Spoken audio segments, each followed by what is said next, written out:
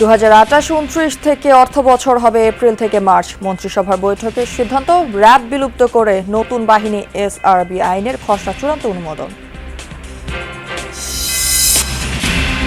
Family কার্ডে আত্মনির্ভরশীল নিম্ন আয়ের অনেক নারী। টানাটানির সংসারে ভূমিকা রাখছে চিকিৎসা ও বাজারের খরচে। খাল খনন আর কৃষক কার্ডে খুলছে সম্ভাবনার দুয়ার। একদিন খাইলে আরেকদিন খাইতে পারছি না, এখন এই টাকাটা পাই আমরা খাইতে পারি। জামাই যেই টাকা বেতন পাই টাকা তার আমরাও নাই, বুঝছেন, 8-9 জন মানুষ খাওয়াই না, টাকাটা পাইলে একটু উপকারও। শিল্পে গ্যাসের চাপ বাড়লেও এখনো সংকট কাটেনি। বন্ধ 5 শতাধিক শিল্প কারখানা। অহরহ বাতিল হচ্ছে অর্ডার, শিপমেন্ট দেরিতে গুনতে হচ্ছে জরিমানা। 24 ঘন্টার মধ্যে আমি গ্যাস পাচ্ছি, কিন্তু টোটালি 6 ঘন্টা। সেটা হচ্ছে মাঝরাতে আসে আর দুপুরবেলা হয়তো 1 ঘন্টা আসে। অলরেডি আমাদের বেশ কিছু অর্ডার ড্রপ করছে কাস্টমার, কারণ ডিউ টু আমরা ঠিক সময় শিপমেন্টটা করতে পারতেছি না। নির্মাণে 33 বছরেও চালু হয়নি রাজবাড়ী পৌর বাস টার্মিনাল। রক্ষণাবেক্ষণের অভাবে জীর্ণ প্রায় রাতে মাদক সেবীদের আড্ডা। রাঙামাটির লোকালয়ে ঢুকছে বন্য হাতির দল। নিরাপদ বিচরণ ভূমি কমে যাওয়ায় মানুষের সাথে সংঘাতে ঘটছে হতাহতের ঘটনা। একদিন বাংলাদেশও খেলবে বিশ্বকাপ। ঢাকায় এসে ফুটবল প্রেমীদের আশার কথা শোনালেন আর্জেন্টাইন কিংবদন্তি কেনি জিয়া। প্রিমিয়ার লিগে খেলে আসা খেলোয়াড় পাওয়াটা যে কোনো দেশের জন্যই দারুণ বিষয়। ইউরোপীয় লিগে খেলার অভিজ্ঞতা থাকাটা দল গঠনে বিশাল ভূমিকা রাখে। ইরানের সাথে যুদ্ধবিরতির মেয়াদ আর বাড়বে না, জানালেন ট্রাম্প। তেহরানের সাথে সমঝোতা করলে ওমানের ওপর হামলার হুমকি।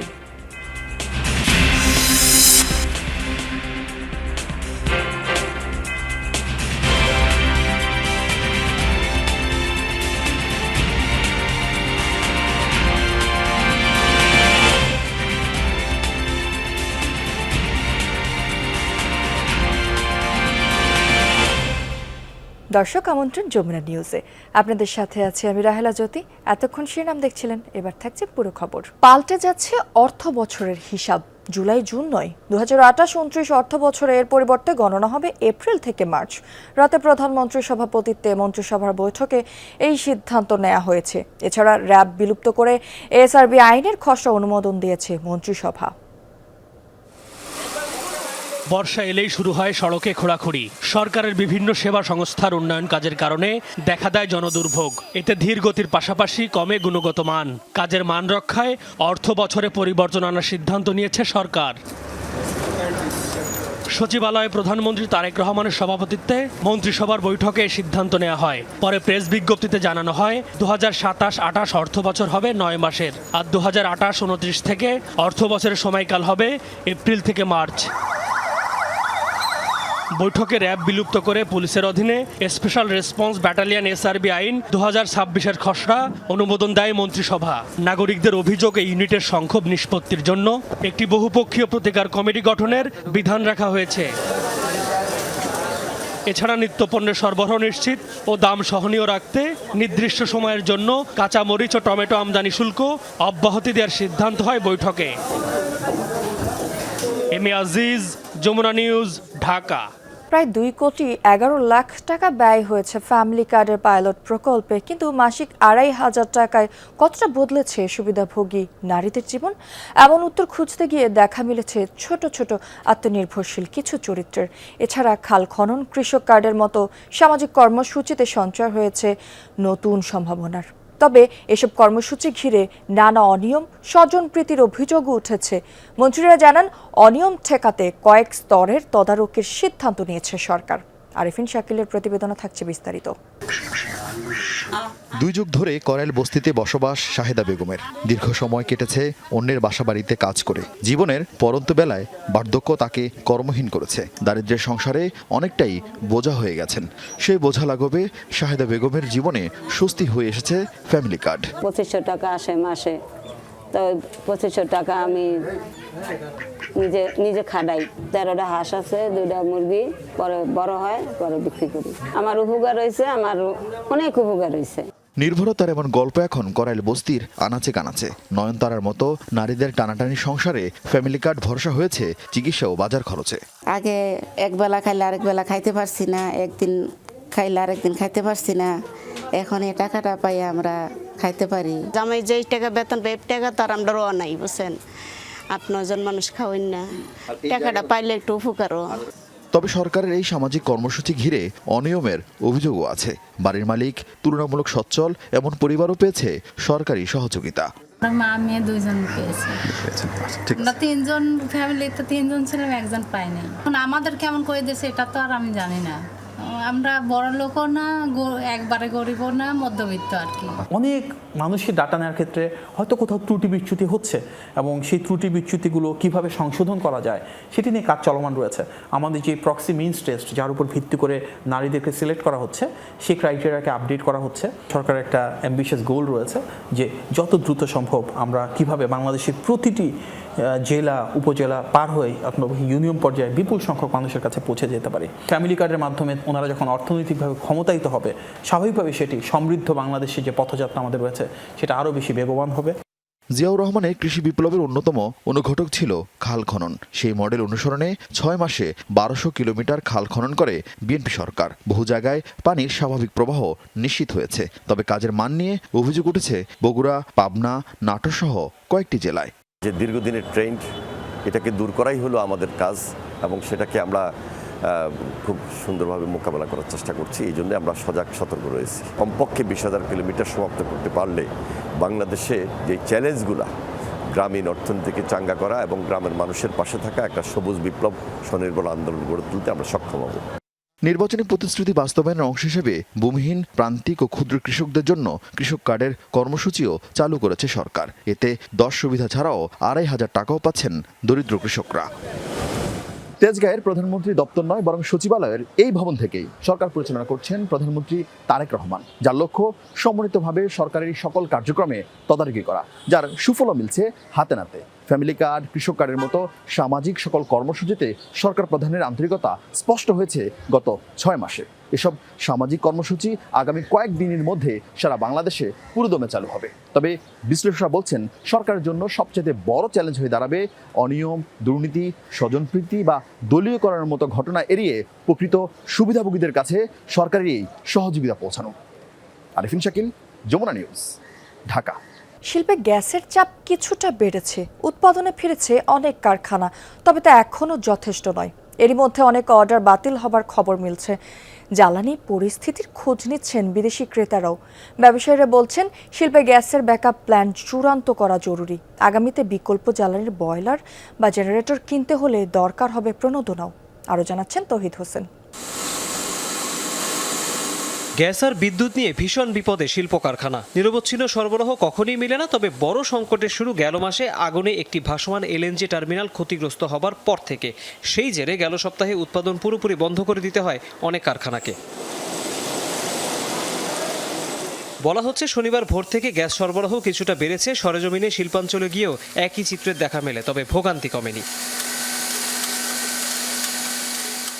একদিকে দেশে গ্যাসের সংকট এবং সেই সংকটের কারণে বিদ্যুৎ উৎপাদন ব্যাহত হচ্ছে। অর্থাৎ এই গ্যাস এবং বিদ্যুতের উভয় সংকট কতটা তীব্র এবং বিপদের কারণ হতে পারে সেটি কিন্তু এই ধরনের একটি শিল্প কারখানায়, যেগুলো সাধারণত শিল্পাঞ্চলে অবস্থিত, সেখানে আসলে খুব ভালো মতো টের পাওয়া যায়। এবং আমরা যেখানে দাঁড়িয়ে আছি সেখানে আমরা থাকা অবস্থাতে একাধিকবার লোডশেডিং হয়েছে, যে কারণে শ্রমিকদেরকে কিছুটা আগেভাগেই বিরতিতে পাঠিয়ে দেওয়া হয়েছে। অন্যদিকে বিকল্প উপায়ে তাদেরকে ডিজেল বা ফার্নেস অয়েল পুড়িয়ে অর্থাৎ জেনারেটরকে ব্যবহার করে বিদ্যুতের উৎপাদন সচল রাখতে হচ্ছে। অন্যদিকে যেসব যন্ত্রাংশ গ্যাসের মাধ্যমে চলে সেগুলো একেবারেই গ্যাস ছাড়া তো চলার উপায় নেই। বিকল্প উপায়ে যদি তারা জ্বালানি সংগ্রহ করেন সেখানে হয় তাদেরকে নাজেহাল হতে হচ্ছে, অথবা সেখানে উৎপাদন ব্যয় বহুলাংশে বেড়ে যাচ্ছে। গাজীপুর জেলা ও মহানগর মিলে কারখানার সংখ্যা প্রায় 3,500। এর মধ্যে গ্যাস সংকটে গড়ে 15% কারখানার উৎপাদন বন্ধ। বিদেশের অর্ডার বাতিল হবার খবর মিলছে অহরহ। শিপমেন্ট দেরিতে হওয়ায় জরিমানা গুনতে হচ্ছে অনেককে। সাভারে আগের চেয়ে গ্যাস সরবরাহ বাড়লেও পিছু ছাড়ছে না বিদ্যুতের লোডশেডিং। পোশাক কারখানার ডাইং, ওয়াশিং ও ফিনিশিং বিভাগে দুর্ভোগ সবচেয়ে বেশি। অনেক শিল্পে বসিয়ে রাখা হয়েছে জনবল। একই চিত্র দেখা গেছে নারায়ণগঞ্জের নিটওয়্যার শিল্পেও। তীব্র গ্যাস ও বিদ্যুৎ সংকটে বন্ধ ছিল নরসিংদীর প্রায় ৮০% টেক্সটাইল, ডাইং ও প্রিন্টিং কারখানা। সম্প্রতি গ্যাসের চাপ কিছুটা বেড়েছে, তারপরও বিকল্প জ্বালানির ব্যবস্থা করতে দেখা গেছে অনেককে। বিপদে আছেন খাদ্য, ওষুধ ও সিরামিক উৎপাদকরাও। অলরেডি আমাদের বেশ কিছু অর্ডার ড্রপ করছে কাস্টমার, কারণ ডিউ টু আমরা ঠিক সময় শিপমেন্টটা করতে পারতেছি না। আর আপনি জানেন গার্মেন্টসটা একটা চেন ওয়াইজ কাজ, যদি কোনো কারণে যদি একদিন পিছিয়ে কাজ হয় বা 1 ঘন্টা লোডশেডিং হয়, ওইটা সারাদিন ওটা আর ব্যাকআপ দেওয়া সম্ভব হয় না। 24 ঘন্টার মধ্যে আমি গ্যাস পাচ্ছি টোটালি 6 ঘন্টা। সেটা হচ্ছে মাঝরাতে আসে আর দুপুরবেলা হয়তো 1 ঘন্টা আসে। এই সময় আমরা অপেক্ষা করি যে কখন গ্যাসটা আসবে, কোন মালের প্রায়োরিটিটা আমার বেশি, আমি এইটা দিয়ে আমি সমাধান করার চেষ্টা করতেছি। তো আমার যে এক্সপেকটেশন যে আমার ডেইলি প্রোডাকশন হবে আমার 20,000, আমি করতে পারতেছি 3-4 হাজার। দায়িত্বের প্রথম 6 মাসে বিদ্যুৎ ও জ্বালানি নিয়ে বড় পরীক্ষা দিতে হলো সরকারকে। সহসাই যে সম্পূর্ণ সমাধান মিলবে না সে কথা আগেভাগেই স্বীকার করে নিয়েছেন নীতি নির্ধারকরা। নতুন এলএনজি টার্মিনাল নির্মাণেও দরকার হবে কমপক্ষে 3 বছর। সেই ধাক্কা কিভাবে সামাল দেবে বাংলাদেশ? এক্সপোর্টের টার্গেট তো পরের কথা, আসলে বেঁচে থাকাটাই এখন সবচেয়ে বড় চ্যালেঞ্জ। সরকারের আসলে খুব বেশি করণীয় নাই, বাট আমি মনে করি যে একই সাথে যে ফ্যাসিলিটিগুলো যে নষ্ট হলো বা এটা আগামীতে যে হবে না তারও কোনো গ্যারান্টি নেই। ফলে আমাদের মনে কুইক একটা কোনো ব্যবস্থা নেওয়া উচিত, যে যেখানে আমাদের নেক্সট যদি এরকম কোনো রেজিস্টার হয় সেখানে আমরা কীভাবে ব্যাকআপ দিতে পারবো। বয়লার, জেনারেটর, আপনার সফট লোন দিতে সমস্যা কোথায়? 2.5% আপনি সফট লোন দেন, এর সব জায়গায় তো আমার অ্যাড করা দরকার নেই। জায়গা থেকে আমরা ফুড ভ্যালু চেইন ইমপ্রুভমেন্টের জন্য আমরা একটা লোনের কথা আমাদের প্রয়াত প্রেসিডেন্ট সহ আমরা অনেক ফাইট করে এটা নিলাম। বিশ্বাস করেন আজকে পর্যন্ত কোনো এসএমই লোন পায়নি। দেশে দ্রুত ফুরিয়ে আসছে গ্যাসের মজুদ। ধারণা করা হচ্ছে চলমান গ্যাসকূপে উৎপাদন শূন্যের কোঠায় নামবে 2031 সালেই। তৌহিদ হোসেন, যমুনা নিউজ, ঢাকা। নির্মাণের 33 বছরেও চালু হয়নি রাজবাড়ী পৌর বাস টার্মিনাল, অথচ যাত্রী, বাস মালিক ও শ্রমিকদের সুবিধার্থে প্রায় 2.25 কোটি টাকা ব্যয়ে নির্মাণ হয়েছিল বাস টার্মিনালটি। রক্ষণাবেক্ষণের অভাবে ব্যবহার অনুপযোগী হয়ে পড়েছে যাত্রীদের বিশ্রামের স্থান, টিকিট কাউন্টার সহ ভবনের দরজা জানালা। এদিকে নির্মাণ ব্যয়ের টাকা ধাপে ধাপে পরিশোধের চুক্তি হলেও 26 বছরে জেলা পরিষদকে মাত্র 13 লাখ টাকা পরিশোধ করেছে পৌরসভা কর্তৃপক্ষ। উদ্বোধনের পর কেটে গেছে 3 দশকেরও বেশি সময়, কিন্তু যাত্রীদের পদচারণায় মুখর হওয়ার বদলে নীরব পড়ে আছে রাজবাড়ী পৌর বাস টার্মিনাল। পরিণত হয়েছে অবহেলার স্মৃতিচিহ্নে। ব্যবহার অনুপযোগী হয়ে পড়েছে যাত্রীদের বিশ্রামের স্থান, টয়লেট, টিকিট কাউন্টার, বেহাল ড্রেনেজ ব্যবস্থাও। টার্মিনালের একাংশে চলে যানবাহন মেরামতের কাজ, আর রাতে মাদকসেবীদের আড্ডাস্থল হয়ে ওঠে জায়গাটি। দীর্ঘ বছর যাবৎ আমাদের শ্রীপুর কেন্দ্রীয় বাস টার্মিনাল রাজবাড়ির একটা ঐতিহ্যবাহী প্রতিষ্ঠান, কিন্তু সেটা অকাজে হয়ে পড়ে আছে। টার্মিনাল একবার চালু হয়েছিল, ফরিদপুরের গাড়ি এই জায়গায় একটু যাত্রী ওঠানামা করতো। হ্যাঁ, এই এখনো এই মুরগি ফার্ম নিয়ন্ত্রণ করে। মাদক সেবীরা আড্ডা আছে এখানে, এই এছাড়া টার্মিনাল বলতে কিছু নাই এখানে। চালু না থাকার কারণে এই যে ময়লা টয়লা ফেলায় সবাই। বাস মালিক সমিতি জানায়, শহরের ভেতর দিয়েই বাস চলাচল করায় অব্যবহৃত পড়ে আছে পৌর টার্মিনালটি। প্রচুর গাড়ি থাকে এবং সরকার থেকে রেভিনিউ ফাঁকি হচ্ছে না, টার্মিনালের রেভিনিউ টার্মিনাল পাচ্ছে। আমরা বহুত আগেই বলছি যে একটা বাইপাস সড়ক হলে টার্মিনাল থেকে মুরগির ফার্ম, গাড়ি ওই দিক দিয়ে চলে যেত, যাত্রীরা ওখানে নেমে যেত। 1992-93 অর্থ বছরে শ্রীপুর এলাকায় 1,72 লাখ টাকা ব্যয়ে বাস টার্মিনালটি নির্মাণ করে জেলা পরিষদ। নির্মাণ খরচ পরিশোধের শর্তে পরিচালনার দায়িত্ব দেয়া হয় পৌরসভা কর্তৃপক্ষকে। টার্মিনালটি দীর্ঘদিনেও কেন চালু করা যায়নি তার সদুত্তর মেলেনি সংশ্লিষ্টদের কাছে। আমরা নিয়মিত বাস টার্মিনাল ইজারা দিই এবং আমাদের বৈধ একজন ইজারাদার আছে। কোনো হাট বাজার টার্মিনাল যদি ইজারা নেয়, পরিষ্কার পরিচ্ছন্নতার দায়িত্ব হচ্ছে ইজারাদারের, প্রথম কথা। আর রোড লাইট বা সেটাও সে লাগাবে। মাঝে মাঝে আমরা এখানে রোড লাইটও দিয়ে থাকি এবং আমরা সেখানে তাদের সাথে কথা বলছি এবং পরিষ্কারের বিষয়টা নিয়ে আমরা কথা বলছি। এই টার্মিনালটা চালু করা হোক, এটা আমি সবসময় চাই। যদি এটা চালু না করা হয় তবে আমাদের জেলা পরিষদ 1000 আসন বিশিষ্ট মিলনায়তন করার জন্য ইতিমধ্যে সরকার থেকে 1 কোটি টাকা বরাদ্দ পেয়েছে। আমরা চাই যে এই টাকাটা এখানে ব্যবহৃত হোক। শহরের প্রধান সড়কে যত্রতত্র বাস থামিয়ে যাত্রী ওঠানামা করায় প্রায়ই যানজট দেখা দেয়। তাই বাইপাস সড়ক নির্মাণ সহ টার্মিনালটি ব্যবহার উপযোগী করে চালু করার দাবি স্থানীয়দের। সাইফ আহমেদ, যমুনা নিউজ। আবাস হারিয়ে রাঙামাটির লোকালয়ে ঢুকে পড়ছে বন্য হাতির দল। গত কয়েক বছর ধরে লেগে আছে সংঘাত। হাতির আক্রমণে হতাহত হয়েছেন অনেকেই। প্রবেশ ঠেকাতে নির্মিত বৈদ্যুতিক বেড়াও অকার্যকর। বন্য প্রাণীকে রক্ষায় আবাস ও খাদ্য সুরক্ষার তাগিদ বিশেষজ্ঞদের। একসময় রাঙামাটির বিস্তীর্ণ প্রাকৃতিক বনাঞ্চল ছিল এশীয় হাতির নিরাপদ বিচরণভূমি। কিন্তু বন উজাড়, পাহাড় কাটা, জুম চাষের সম্প্রসারণ, অবৈধ দখল, সড়ক নির্মাণ এবং জনবসতি বৃদ্ধির কারণে কমছে হাতির করিডোর। খাদ্যের সন্ধানে ঢুকে পড়ছে লোকালয়ে।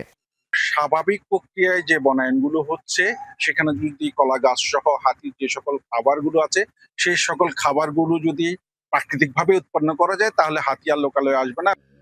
গত কয়েক বছরে রাঙামাটিতে মানুষ হাতি সংঘাতে হতাহত হয়েছে অনেকে। সবচেয়ে আলোচিত ঘটনা ২০২৫ সালের নভেম্বরে কাপ্তাই আসামবস্তি সড়কের কামিলাছড়িতে হাতির আক্রমণে ২ নারীর মৃত্যু ও ২ জন আহত হয়। তছনছ হয় বসতঘর, ফসলি ক্ষেত। আমরা আগে দেখেছি মাইল কি মাইল পথ দেখলো আর হাতি দেখতাম না, কিন্তু এখন দেখি যে 2 কিলোমিটার রোডের ভিতরে আমাদের বাসার পাশেও হাতি চলে আসে। খানা নাই, ওর পদ্ধতি বড় খানা ওদেরকে দেয় না, তারা খানার অভাবে রোডের দিকে চলে আসে আর কি। লোকজন সামনে করলে হয়তো গাড়ি ভাঙে, মানুষ মারে।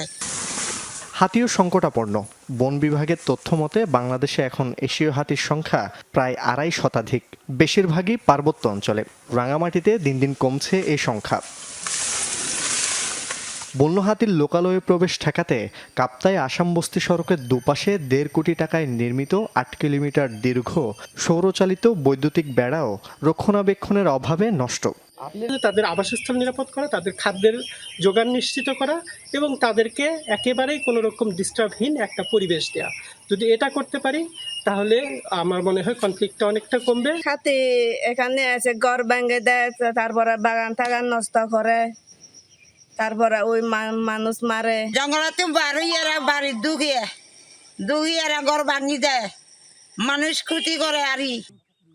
বন্য হাতির হামলার পর নিহতের পরিবারকে ৩ লাখ ও আহতকে ১ লাখ টাকা দেওয়ার নিয়ম। তবে ক্ষতিগ্রস্তরা কেউ পান না। হাতি সংরক্ষণ একটা প্রকল্প ইতিমধ্যে বন অধিদপ্তর বাস্তবায়নে আছে। ওই প্রকল্পের আওতায় হাতির এই পরিসংখ্যানটি নতুন করে আবার জরিপ করা হবে, তখন আমরা আসলে হাতির অবস্থাটা কি অবস্থায় আছে আমরা জানতে পারবো। বিশেষজ্ঞদের মতে মানুষ ও হাতি শত্রু নয়। হাতির আবাস সুরক্ষা সহ সংঘাত বন্ধ না করলে এই বন্যপ্রাণী বিলুপ্তির আশঙ্কা প্রকাশ করেন তারা। জুবায়েদ ইবনে শাহাদাত, যমুনা নিউজ। ঝালকাঠি, বরিশাল ও পিরোজপুরের ভাসমান পেয়ারা হাট বর্ষা মৌসুমে পেয়ারা চাষিদের জীবনে নিয়ে আসে নব আনন্দ। গাছ থেকে পেয়ারা সংগ্রহ থেকে শুরু করে পাইকারের হাতে তুলে দেওয়া পর্যন্ত চাষিদের থাকে যত্ন আর ব্যস্ততা। এবছর প্রাকৃতিক কারণে পেয়ারার ফলন কিছুটা কম হলেও দাম ভালো থাকায় লাভের আশা করছেন চাষিরা। আর এই পেয়ারা বাগান ও ভাসমান হাটের সৌন্দর্য উপভোগ করতে প্রতিদিন ভিড় করছেন দেশ বিদেশের পর্যটকরা। বর্ষা এলেই জমে ওঠে ঝালকাঠির ভাসমান হাট। জলে ভাসা পেয়ারা বাজারের অন্যরকম এই দৃশ্য দেখতে ভিড় করেন ব্যবসায়ী, দর্শনার্থীরা। ভোরের আলো ফুটতেই বাগান থেকে পেয়ারা সংগ্রহে ব্যস্ত হয়ে ওঠেন কৃষকরা। ছোট ছোট নৌকায় পেয়ারা তুলে রওনা হন ভীমরুলির ভাসমান হাটে। ঝালকাঠি, বরিশাল ও পিরোজপুর জেলার ৩ উপজেলা ও ৪ ইউনিয়ন জুড়ে প্রায় ৩০০ বছরের পুরনো এই পেয়ারা বাগান। আষাঢ়, শ্রাবণ ও ভাদ্র এই ৩ মাস থাকে পেয়ারার মৌসুম। তাই এই সময়টাতে বাগান ও হাট জুড়ে থাকে কর্মব্যস্ততা। তবে এবছর গাছে পোকার আক্রমণে মুকুল ঝরে যাওয়ায় ফলন কিছুটা কমেছে। তারপরও বাজারে ভালো দাম থাকায় লাভের আশা চাষিদের। পেয়ারা ভালো হয় নাই, পেয়ারা একবারে তিলা হয়েছে। আমরা ফসলাদি খুব ভালো হয়েছে, লেবু বাগান আছে, লেবু খুবই ভালো আছে। ভীমরুলি খালে বসাই ভাসমান হাটে চলে পেয়ারা বেচা কেনা। প্রতিদিন দেশের বিভিন্ন স্থানের পাইকাররা স্থানীয় আড়তদারের মাধ্যমে কিনে নেন এসব পেয়ারা। বর্তমানে প্রতিমন পেয়ারা বিক্রি হচ্ছে ৮০০ থেকে ১০০০ টাকায়। পেয়ারা এখান দিয়ে কিনে ডুমুরিয়া বাজার থেকে টাকা পাঠায়। সেতু হওয়ার কারণে আমরা আর্থিকভাবে অনেক লাভবান হয়েছি, যেহেতু যোগাযোগ ব্যবস্থা আগে থেকে অনেক উন্নত হয়ে গেছে। এই ভাসমান হাটের সৌন্দর্য দেখতে প্রতিদিন ভিড় করছেন পর্যটকরা। পরিবার পরিজন নিয়ে নৌকায় ঘুরে হাট দেখছেন তারা। জানান পর্যাপ্ত থাকা খাওয়ার ব্যবস্থা ও নিরাপত্তা নিশ্চিত করলে পর্যটকদের সংখ্যাও আরও বাড়বে। আমরা আমাদের কাজিন প্রতিবেশী সবাই পরিবার মিলে আসছি, প্রায় 15 জন আসছি। আমাদের অনেক ভালো লাগতেছে। এই জায়গাটা যদি আরেকটু উন্নয়ন করা যায় তাহলে এটা খুব সুন্দর একটা পাবলিক প্লেস হবে। কৃষি বিভাগ বলছে পেয়ারার ভালো দাম পাওয়ায় লাভবান হচ্ছেন চাষিরা। একই সঙ্গে পর্যটকদের আগমন বাড়ায় বাড়তি আয়ের সুযোগ তৈরি হয়েছে। আমাদের কৃষকরা যেন এই পেয়ারার আবাদ এবং উৎপাদনে আরও বেশি আগ্রহী হয়, সেজন্য আমাদের কিছু বিভাগীয় পক্ষ থেকে কিছু উদ্যোগ রয়েছে। আমরা তাদের বিভিন্ন ধরনের প্রযুক্তি বিষয়ক প্রশিক্ষণ দিয়ে যাচ্ছি। চলতি মৌসুমে জেলায় 554 হেক্টর জমিতে পেয়ারার আবাদ হয়েছে। উৎপাদন লক্ষ্যমাত্রা ধরা হয়েছে 5,633 মেট্রিক টন, যার বাজার মূল্য 15 থেকে 16 কোটি টাকা। শামস তাবরিজ উচ্ছ্বাস, যমুনা নিউজ। ফুলের রাজধানী হিসেবেই খ্যাত যশোরের গদখালি। সারা বছরই গদখালি বাজারে চলে ফুল বেচাকেনা, সরবরাহ করা হয় দেশের জেলায়। এ বিষয়ে আরও জানবো, যশোর গদখালি থেকে যুক্ত হচ্ছেন আমাদের সহকর্মী ইমাম হাসান রুবেল। রুবেল, ফুলের রাজধানীর যে ফুলের বেচাকেনা সেখানকার একটু খবরাখবর আমাদেরকে জানাবেন এবং ক্রেতা বিক্রেতারা কি বলছেন সেটাও আমাদেরকে একটু জানাবেন। জ্যোতি, সারা বছরই এখানে ফুল বেচাকেনা হয়। তো এই হাটটা যশোরের গদখালি সেটা ফুলের রাজধানী হিসেবে খ্যাত। তো সকাল ভোর 4টা থেকেই এই হাটে মূলত ফুল বেচাকেনা শুরু হয়। তো এখনো পর্যন্ত মৌসুম এই সময়টাতে না থাকলেও ফুল বেচাকেনা খুবই ভালো যাচ্ছে এবং বিক্রেতারা বলছে যে পরিমাণে তারা ফুল উৎপাদন করছে, তো দাম হিসাবে তারা খুবই ভালো দাম পাচ্ছে, আশানুরূপ দাম পাচ্ছে। তো ক্রেতারা যারা আসছেন সারা দেশের বিভিন্ন জেলা থেকে, তবে আজকে বাইরের যে ক্রেতা যারা আছেন পাইকারি তারা অনেকটাই কম, কারণ বর্ষা মৌসুমের কারণে বর্ষাটা অনেকটা যেহেতু দীর্ঘস্থায়ী হয়ে আছে, পাইকারিরা আসছেন না এবং সেই তুলনায় তারা আশানুরূপ দাম পাচ্ছে। তবে এই ফুলের সিজনটা শুরু হবে মূলত চাষিদের কর্মব্যস্ততা শুরু হয়ে যাবে আগামী মাসের শুরু থেকেই। তো তারা গত বছর যে লক্ষ্যমাত্রা হয়েছিল তুলনায় ফেব্রুয়ারি মাসেই 8 তারিখেই তারা 40 কোটি টাকার লক্ষ্যমাত্রার বিপরীতে তারা 20 কোটি টাকা ফুল বিক্রি করতে পারছে। তো এখনো পর্যন্ত বাজারে যে পরিস্থিতি যাচ্ছে, বর্ষার যে মৌসুমটা যাচ্ছে, এইভাবে যদি পরিবেশটা কিছুটা ভালো থাকে তাহলে কৃষকরা অনেকটা লাভবান হবে এবং পাশাপাশি যে যশোরের যে গদখালি ফুলের রাজধানী খ্যাত, এটা আরো ঐতিহ্য ছড়ায়। তো যশোরের এখনো এই পর্যন্ত আজকে যে বেচাকেনা হয়েছে তো সেটা তারা বলছে যে আগামী দিনেও যদি এই বর্ষাটা একটু কিছুটা কম থাকে তাহলে পাইকারিরা আসতে পারবে এবং কেনা বেচা করতে পারবে। তো এখনো পর্যন্ত তারা আশানুরূপ দাম পাচ্ছে এবং সুন্দরভাবে বিক্রি করতে পারতেছে। জ্যোতি। রুবেল, আপনাকে অসংখ্য ধন্যবাদ। জয়পুরহাট সদর উপজেলার সীমান্তের একমাত্র গুরুত্বপূর্ণ সড়কটি পাকা না হওয়ায় জনদুর্ভোগ চরম পর্যায়ে পৌঁছেছে। ভারত বাংলাদেশ সীমান্তের এই এলাকাগুলোতে কোনো ঘটনা ঘটলেও বিজিবি সহ আইন শৃঙ্খলা বাহিনী যথাসময়ে পৌঁছাতে পারে না। স্কুল কলেজের শিক্ষার্থী, কৃষক, ব্যবসায়ী সব শ্রেণীর মানুষের চলাচলের অযোগ্য রাস্তাটি পাকা করার দাবি থাকলেও তা এতদিনও সংস্কার হয়নি। সীমান্তের একমাত্র সড়ক, অথচ পিচের দেখা নেই। বর্ষা মৌসুম এলেই চরম দুর্ভোগে পড়েন সাধারণ মানুষ। সড়কটি হয়ে ওঠে তখন কাদামাটিতে একাকার। আঞ্চলিক এই সড়কটি জয়পুরহাট সদরের রামকৃষ্ণপুর, কল্যাণপুর হয়ে পাঁচবিবি উপজেলার লকমা জমিদার বাড়িতে ঠেকেছে। পুরো এলাকাটি ভারতীয় সীমান্ত ঘেঁষা। সড়কের এমন দুর্দশার জন্য সীমান্তে উত্তেজনা, পুশিন বা গোলাগুলির কোনো ঘটনা ঘটলে আইন শৃঙ্খলা বাহিনীর সদস্যরা দ্রুত সেখানে পৌঁছাতে পারে না। এমনকি কেউ অসুস্থ হয়ে পড়লে সময় মতো নেওয়া যায় না হাসপাতালে। নির্ধারিত সময়ের আগে প্রতিষ্ঠানে পৌঁছাতেও পারে না বেশিরভাগ শিক্ষার্থী।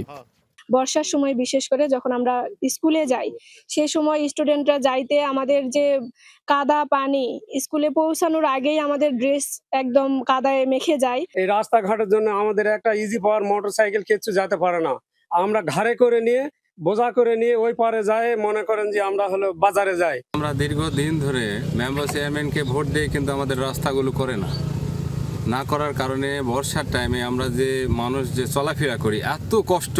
কোনো ডেলিভারি রুগী বা কোনো অসুস্থ রুগী নিয়ে যায় না, রাস্তার সমস্যা। এই রাস্তাটা এইটুকু আর হয় না। মাননীয় প্রধান সরকারের কাছে আমাদের ওজোর আপত্তি, আমাদের এই রাস্তাটা যেন করে দেওয়া। স্থানীয় ইউপি চেয়ারম্যান জানালেন, বারবার ধর্ণা দিয়েও রাস্তাটি পাকা করা সম্ভব হয়নি। চলতি অর্থবছরে সড়কটি পাকা করার দাবি জানান তিনি। কল্যাণপুর রামকৃষ্ণপুরে একটি ওয়ার্ড, প্রায় 1600-1700 ভোটার এখানে বসবাস করে। তাদের সুবিধার জন্য যত শীঘ্র সম্ভব এই রাস্তাটি টেন্ডারের আওতায় নিয়ে আসার জন্য বিনীত অনুরোধ জানাচ্ছি। তবে ক্যামেরার সামনে এবার গুরুত্বপূর্ণ সড়কটির সংস্কার ও পাকাকরণের আশ্বাস দিয়েছে স্থানীয় সরকার প্রকৌশল বিভাগের নির্বাহী প্রকৌশলী। সীমান্তবর্তী রাস্তা এবং বিজিবি কানেক্টেড রাস্তা, এটা আমরা আগামীতে নতুন প্রজেক্টের প্রস্তাবনা আমরা আশা করতেছি চাইলে আমরা এটা ইনশাল্লাহ ওই প্রকল্পে অন্তর্ভুক্ত করে বাস্তবায়ন করার সামনে চেষ্টা করব। সদর উপজেলার কদমতলী মোড় থেকে কল্যাণপুর হয়ে লকমা পর্যন্ত প্রায় 4 কিলোমিটার সড়কটি দ্রুত সংস্কার ও বিদ্যুৎ সঞ্চালনের মাধ্যমে সীমান্তের দুর্ভোগ লাঘবের দাবি স্থানীয়দের। আব্দুল আলিম, যমুনা নিউজ, জয়পুরহাট। দীর্ঘ 5.5 মাস পর নতুন চেয়ারম্যান কমিশনার পেল দুর্নীতি দমন কমিশন দুদক। সুপ্রিম কোর্টের অবসরপ্রাপ্ত বিচারপতি AKM আসাদুজ্জামানকে চেয়ারম্যান করে গঠন করা হয়েছে নতুন কমিশন। তার সঙ্গে কমিশনার হিসেবে নিয়োগ পেয়েছেন ডক্টর জাহাঙ্গীর আলম খান ও ডক্টর সাজ্জাদ হোসেন ভুঁইয়া। এর আগে গত 3 March chairman doctor Mohammad Abdul Momen ও 2 কমিশনার পদত্যাগ করলে কমিশন বিহীন হয়ে পড়ে দুদক। এরপর থেকে নতুন কমিশন গঠনের অপেক্ষায় ছিল সংস্থাটি। অবশেষে সোমবার রাতে মন্ত্রিপরিষদ বিভাগ নতুন কমিশন গঠনের প্রজ্ঞাপন জারি করে। নতুন নেতৃত্বের মাধ্যমে দীর্ঘদিন ধরে আটকে থাকা অনুসন্ধান ও তদন্ত সহ দুদকের কার্যক্রম গতি ফিরবে এমন প্রত্যাশা সংশ্লিষ্টদের। ফরিদপুরের ভাঙ্গায় গাড়ি পার্কিংকে কেন্দ্র করে বাগবেতন্ডার এক পর্যায়ে গাড়ি থেকে প্রকাশ্যে গুলি চালিয়েছে অজ্ঞাত এক যুবক। সোমবার রাত 11:30টার দিকে ভাঙ্গা হাইওয়ে থানার সামনে ঢাকা খুলনা মহাসড়কে এই ঘটনা ঘটে। এই ঘটনার একটি ভিডিও সামাজিক যোগাযোগ মাধ্যমে ভাইরাল হয়েছে। প্রত্যক্ষদর্শীরা জানায়, ঢাকা থেকে গোপালগঞ্জগামী একটি প্রাইভেট কার থেকে চা খেতে নামেন এক যুবক ও তরুণী। তারা হাইওয়ে থানার সামনে সড়কেই গাড়িটি রেখে দেয়। এ সময় স্থানীয়রা তাদের সড়কের পাশে গাড়িটি না রাখার অনুরোধ জানায়। এ নিয়ে তাদের মধ্যে তর্ক বিতর্ক হয়। এক পর্যায়ে অজ্ঞাত ওই যুবক গাড়ি থেকে পিস্তল বের করে এলোপাতাড়ি গুলি ছুড়ে চলে যায়। এ ঘটনার পর আতঙ্ক ছড়িয়ে পড়ে এলাকায়। অভিযুক্তকে শনাক্ত করে আইনের আওতায় আনা হবে বলে জানিয়েছে পুলিশ। রাজধানীর বাটা সিগন্যাল এলাকা থেকে অবিস্ফোরিত কয়েকটি ককটেল উদ্ধার করেছে পুলিশ। সোমবার রাতে ফুটপাতে ফেলে রাখা একটি ব্যাগে ককটেলগুলো দেখতে পেয়ে পুলিশে খবর দেন স্থানীয়রা। পুলিশের বোম ডিসপোজাল ইউনিট গিয়ে ককটেলগুলো উদ্ধার করে। প্রত্যক্ষদর্শীদের দাবি, রাতে স্থানীয় কিশোর গ্যাংয়ের 2 পক্ষের মধ্যে সংঘর্ষের সময় ককটেলগুলো সেখানে ফেলে রাখা হয়। তবে এই বিষয়ে পুলিশের পক্ষ থেকে আনুষ্ঠানিকভাবে কোনো বক্তব্য পাওয়া যায়নি।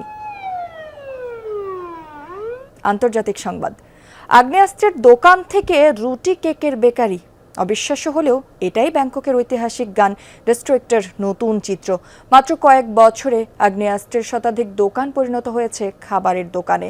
সরকারের কড়াকড়িতে অস্ত্রের ব্যবসা থেকে থমকে যাওয়ায় পেশা বদলাতে বাধ্য হয়েছে অনেক ব্যবসায়ী। তবে কর্মীদের ছাঁটাই না করে নতুন কাজে প্রশিক্ষণ দিয়েছেন কেউ কেউ। ব্যাংককের ব্যস্ততম এলাকায় অবস্থিত এই বেকারি। কেক, রুটির মতো বিভিন্ন খাবার কিনতে ভিড় ক্রেতাদের। তবে কয়েক বছর আগেই এখানকার চিত্র ছিল একেবারেই আলাদা। খাবার নয়, বরং বিভিন্ন ধরনের আগ্নেয়াস্ত্র বিক্রি করা হতো এই দোকানে। থাইল্যান্ডের রাজধানী ব্যাংককের এই এলাকাটি একসময় পরিচিত ছিল গান ডিস্ট্রিক্ট নামে। রাস্তার 2 পাশে ছিল আগ্নেয়াস্ত্রের শত শত দোকান। বিভিন্ন ধরনের হ্যান্ডগান থেকে শুরু করে রাইফেল, শটগান সহ নানান ধরনের অস্ত্র বিক্রি হতো। মিলত গ্রেনেড সহ বিভিন্ন ধরনের বিস্ফোরকও। এখানে আগে বিভিন্ন ধরনের বন্দুক সাজিয়ে রাখা হতো। লং রেঞ্জ বন্দুকের জন্য আলাদা জায়গা ছিল। এখন সেই একই তাকগুলোতে সাজানো হচ্ছে নানা ধরনের রুটি। পরিসংখ্যান বলছে, এশিয়ার বেসামরিক আগ্নেয়াস্ত্রের মালিকানার শীর্ষ দেশগুলোর একটি থাইল্যান্ড। প্রতি 100 জনের বিপরীতে রয়েছে প্রায় 15টি আগ্নেয়াস্ত্র। আর সম্প্রতি সময়ে দেশটিতে বারবার ঘটে যাওয়া বন্দুক হামলা নিয়ে বেড়েছে উদ্বেগ।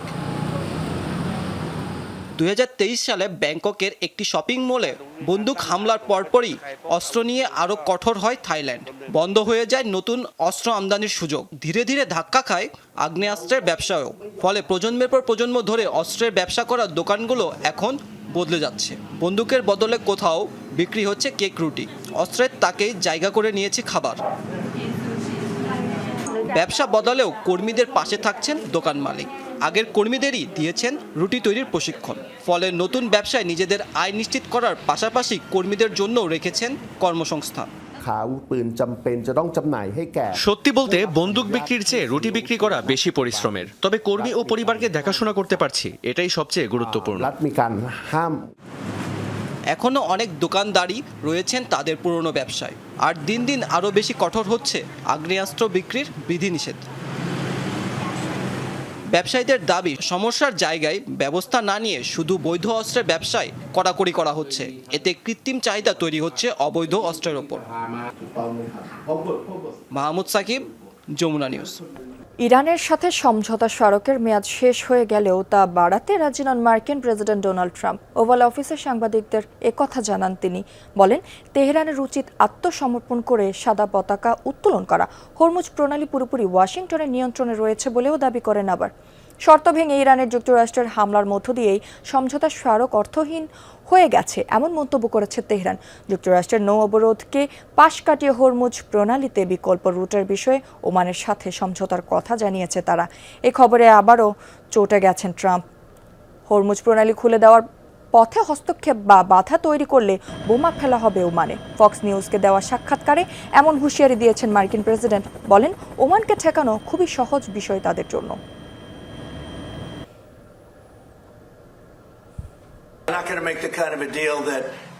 তারা একটি চুক্তি করতে চায় ঠিকই, কিন্তু আমার মতে যেমন হওয়া প্রয়োজন তারা তেমনটি করবে না। দেখুন, আমাদের সেখানে থাকার মূল কারণ একটাই, ইরানের হাতে যেন কোনো পারমাণবিক অস্ত্র না থাকে। B2 বোম্বার দিয়ে আমরা যা করেছি তাতে নতুন করে পারমাণবিক অস্ত্র তৈরিতে তাদের অনেক সময় লেগে যাবে। বদলে যেতে পারে ফেসবুক ও ইনস্টাগ্রামের ব্যবহার পদ্ধতি। শিশু ও কিশোরদের মানসিক স্বাস্থ্য ক্ষতি এবং গোপনীয়তা লঙ্ঘনের অভিযোগে যুক্তরাষ্ট্রের ক্যালিফোর্নিয়া সহ 30টি অঙ্গরাজ্যের দায়ের করা মামলায় জুরি ট্রায়ালের মুখোমুখি হতে যাচ্ছে প্রযুক্তি জায়ান্ট মেটা। মামলায় $1 ট্রিলিয়ন বেশি ক্ষতিপূরণের পাশাপাশি প্ল্যাটফর্মে বড় ধরনের পরিবর্তনের দাবি জানানো হয়েছে। ফেসবুক, ইনস্টাগ্রামে স্ক্রল করতে করতে কখন যে ঘন্টার পর ঘন্টা পার হয়ে যায় টেরই পাওয়া যায় না। তরুণদের ক্ষেত্রে এই আসক্তি এখন আরও ভয়াবহ। শিশু কিশোরদের ক্ষতি করার অভিযোগে এবার বড় আইনি চ্যালেঞ্জের মুখে মেটার বিরুদ্ধে মামলা করেছে যুক্তরাষ্ট্রের 30টি অঙ্গরাজ্য। অভিযোগ, তরুণদের আকৃষ্ট করে প্ল্যাটফর্মে ধরে রাখতে নানা ফিচার ও অ্যালগরিদম ব্যবহার করছে প্রতিষ্ঠানটি। এই মামলায় মেটা হারলে পরিবর্তন আসতে পারে ফেসবুক, ইনস্টাগ্রামে। অভিযোগকারীদের দাবি, 18 বছরের কম বয়সীদের জন্য বন্ধ করতে হবে লাইক কাউন্ট, বাদ দিতে হবে ইনফিনিটি স্ক্রল। এছাড়া চেহারা বদলে দেওয়া অনেক ফিল্টার সরিয়ে ফেলা, ভিডিওর অটোপ্লে বন্ধ করা এবং একাধিক অ্যাকাউন্ট খোলার সুযোগ সীমিত করার দাবিও রয়েছে। পাশাপাশি কিশোরদের অ্যাকাউন্ট খোলার ক্ষেত্রে থাকতে হবে অভিভাবকদের সম্মতি। অঙ্গরাজ্যগুলোর অভিযোগ, এসব ফিচার ব্যবহারকারীদের আরও বেশি সময় প্ল্যাটফর্মে ধরে রাখার জন্যই তৈরি করা হয়েছে। এমনকি বারবার নোটিফিকেশন পাঠিয়ে তরুণদের অ্যাপে ফিরিয়ে আনা হয় বলে দাবি তাদের। আর সবচেয়ে বেশি আলোচনায় এসেছে লাইক। মেটার নিজেদের গবেষণাতে উঠে এসেছে, লাইক কাউন্ট তরুণদের মধ্যে অন্যের সঙ্গে নিজের তুলনা করার প্রবণতা বাড়ায়। এর সঙ্গে একাকিত্ব, নিজের শরীর নিয়ে নেতিবাচক ধারণা এবং খারাপ মানসিক অবস্থা সম্পর্কও পাওয়া গেছে বলে মামলায় উল্লেখ করা হয়েছে। তবে এসব অভিযোগ বরাবরই অস্বীকার করছে মেটা। প্রতিষ্ঠানটির দাবি, তরুণদের নিরাপত্তা ও সুস্থতার বিষয়টি তারা গুরুত্বের সঙ্গে দেখে।